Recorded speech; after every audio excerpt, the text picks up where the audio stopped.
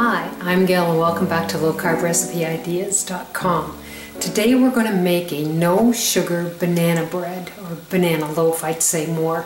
I found this on primallyinspired.com. I did the calculations and it worked out. It's a little bit higher in carbs than what I usually do for my desserts, but it's 8.1 net carbs.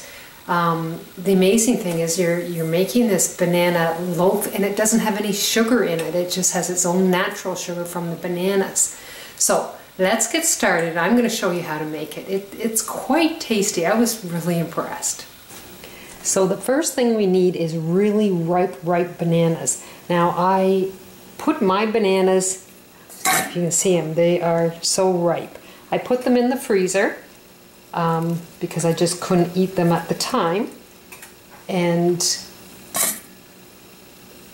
I took them out and thawed, and they are super ripe, and the recipe will not work unless you use really ripe bananas.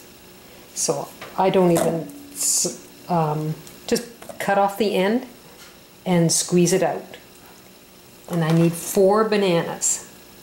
So I'm going to just take off the end and then I'm going to squeeze it out.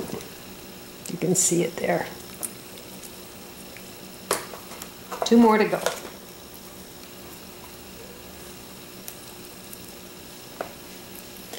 And like I said, they have to be very ripe. And I can't keep bananas in the house now. My mom moved in and she loves bananas, so I can't get any ones that are really ripe, so I just happened to have some left in the freezer before she moved in, and I thought, well, let's use them up. So there's our 4 ripe bananas. Then we're going to add 4 eggs.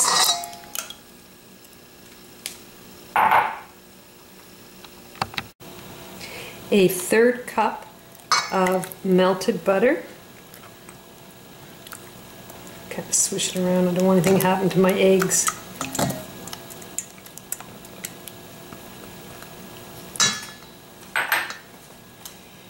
And then we've got a 1½ teaspoons of cinnamon,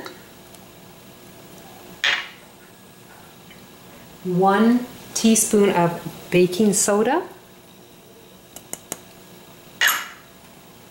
and a 1/4 teaspoon of sea salt. You can use regular salt also. A teaspoon of vanilla, and then we're going to use a 1/2 cup of coconut flour. So I'm just going to kind of swish it around a little bit with my spatula.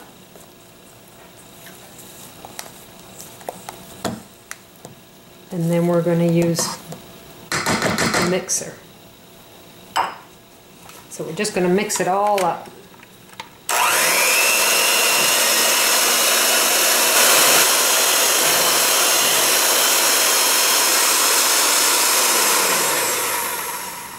Now I did stop in between once and took my spatula and just went around the edges to make sure I've got everything mixed together and mixed well. Alright, I'm just going to set that aside for a minute, and I'm going to bring over my little bread pan, and we're going to grease it. You can use coconut oil. Actually, instead of using butter in the recipe, you can use coconut oil if you like, but I like butter so much better when it comes to this type of recipe. So I've got parchment paper and I've got a little butter in there, and we're just going to grease the pan with the butter. Make sure you get all the little corners because they can stick on you. Even though this is Teflon, I still grease it because they don't work as well. And actually I shouldn't even be using the Teflon because I don't think it's that healthy for you. But that's all I have right at the moment. Okay, so now I'm going to add our batter.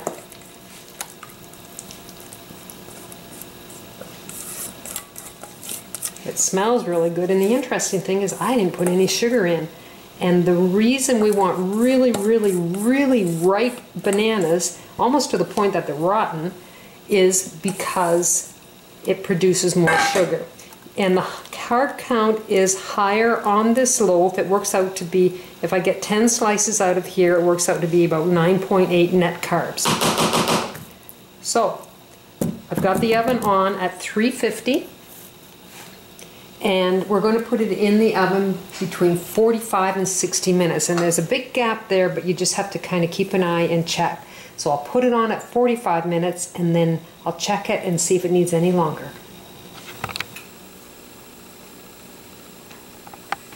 It just amazes me that you can make this loaf and not put sugar in it, but if you use super ripe bananas, that's where you're getting your sugar from. So here is my loaf. There's, if you can see it there, I'm going to take a taste.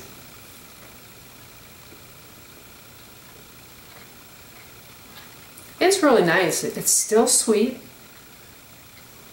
but I want to tell you that I did make another batch, but when I tried to get it out of the pan, I couldn't get it out of the pan. I still used butter and greased my pan, but I put parchment paper on the bottom, and my loaf came out perfect. So you can see, like, it didn't stick on the bottom. But the first one I made also, I didn't bake it long enough. This one took 47 minutes, and I've got it on that it's going to be 40 to 60 minutes, and it took 47 minutes for me to bake mine. Now, I found this recipe on primallyinspired.com. It works out, the carb count is a little bit higher. It's 8.1 carbs, and I got 12 slices like this. So it's a nice little treat. Just don't go overboard when you're eating it. Anyway, you take care, and I'll see you in the next video. Bye now.